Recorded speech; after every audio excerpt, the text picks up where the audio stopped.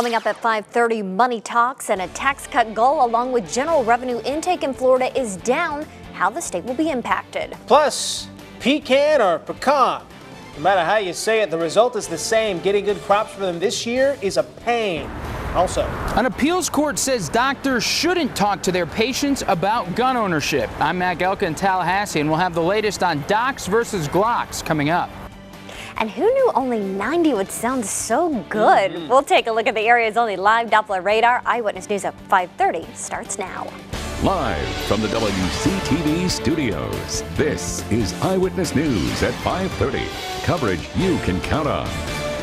Breaking news to lead the 5:30. 3 people are dead and at least 2 others injured in an accident on I-10. Thanks for joining us, everyone. I'm AJ Hilton. And I'm Abby Walton. That accident happened around 2:30 this afternoon near mile marker 214 in Leon County. Eyewitness News reporter Kevin Clark joins us live from the scene. Kevin, what can you tell us?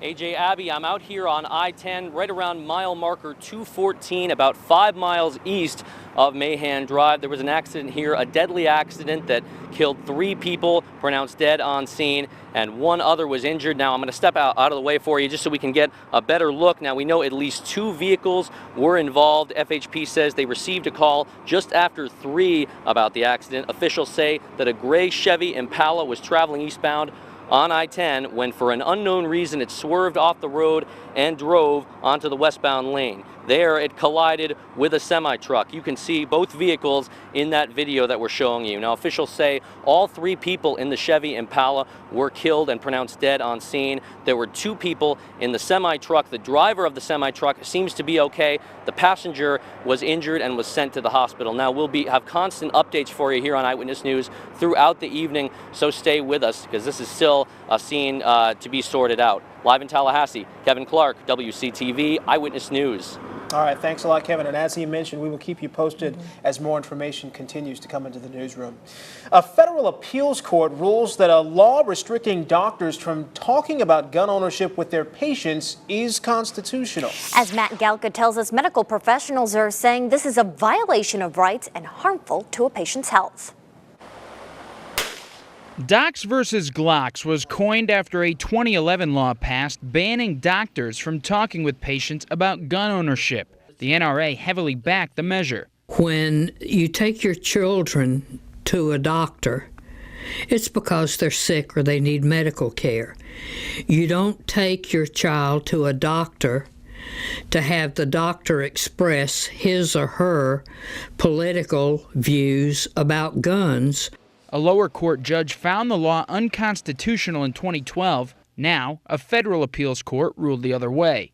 Healthcare professionals say the number of gun-related accidents is reason enough to have a conversation with their patients.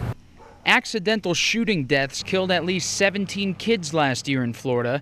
Dr. Louis St. Petrie says it should be no different than talking to a parent about car seats for safety. If you have a gun, we want to be sure and discuss with parents the appropriate ways to keep kids safe. Pro-gun groups say the law protects patients' privacy. They're not firearms instructors. They're not gun safety instructors. They are trained in medicine. That's why we go see them. Florida's American Civil Liberties Union bashed the appeals court decision. We can't allow the legislature to block these conversations just because it's a conversation about guns. The ban on the law will be kept in place until the entire appeals process has been completed. In Tallahassee, Matt Gelka, WCTV Eyewitness News. The physicians and gun control groups involved in the lawsuit have said they will appeal the federal court's decision. The ruling does allow doctors to give out patient pamphlets or brochures on safety. Meanwhile, Florida Tax Watch says the state will fall a little short of its $500 million tax cut package goal. The package, which reduced driver fees and implemented hurricanes, school supply, and other sales tax holidays, will only save about $400 million. Even though the cuts diminish state revenue, the state was working with a surplus. We were cutting taxes at a time when there was money to fund core services. There's always going to be services that want more money to do what they're doing, but this wasn't a shortfall year. There was enough money to fund core services. While the tax cuts were good, they cut into state surplus money that was expected for next year. A small plane is forced to make an emergency landing on Miami Beach, and thankfully, no one was injured. That single-engine Cessna landed on the sand just after noon today. The pilot reported he needed to land after some sort of engine trouble. Well, pecan orchards are plentiful in South Georgia. They are. However, this year, farmers are having to spend a lot of money to keep them healthy. Eyewitness News reporter Emily Johnson joins us live in the studio to let us know what pecan farmers have been dealing with. Emily? AJ and Abby, today I spoke with a pecan grower and he told me because of this year's wet weather, farmers have been spending thousands of dollars on chemicals trying to keep insects and fungi away. We're constantly spraying.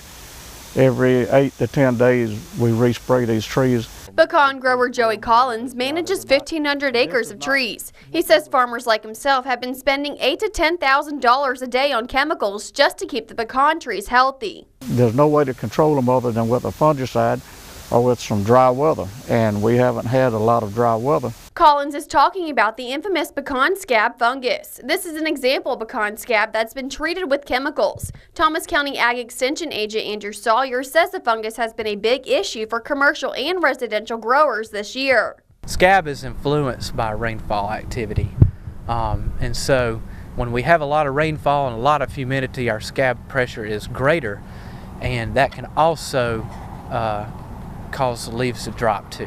How important is it to keep up these orchards that you have? Well, it's very important because this year's leaves is next year's crop. So we not only do we need them to make a good nut for this year, but we've got to protect. The longer we can hold our leaves after we mature the crop, the better chance we have of making a good crop of nuts next year.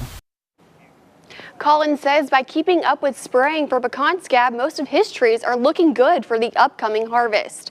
Live in the newsroom, Emily Johnson, WCTV Eyewitness News. All right, thank you very much, Emily. Well, we saw some wet weather yesterday and really hot temperatures. I was going to say, yeah, you know, thankfully it cooled off some, and the humidity, wow, what a difference a day makes, meteorologist Mike McCall. Yesterday was not a good day, even though we got the welcome rainfall, but we had temperatures at 100. We had heat indices 110 to 115. Then we had some strong storms. Today, slightly different, you could say. Now, the morning lows, most of us still in the 70s. We'll get cooler tomorrow morning, but a few 60s started showing up over the extreme northern parts of our area. Now, the daytime highs, that's where the sun angle still plays in. We still had numbers well into the low 90s, except for down along the coast with some upper 80s. But look how things have cleared out. The cold front made it all the way down through Cross City, so it's completely out of our viewing area. That will allow this drier air to come on in, and with the drier air this time of year, that might actually mean some cooler air too, at least for the mornings, but eventually the showers are going to come back into that forecast. I'll have more on that in just a few minutes. All right, thanks, Mike. Well, it's almost time to move those tassels. FAMU and FSU will hold their graduation ceremonies this weekend. But earlier today, some soon-to-be graduates spent time on campus taking pictures or just soaking in those last few days before crossing that big stage.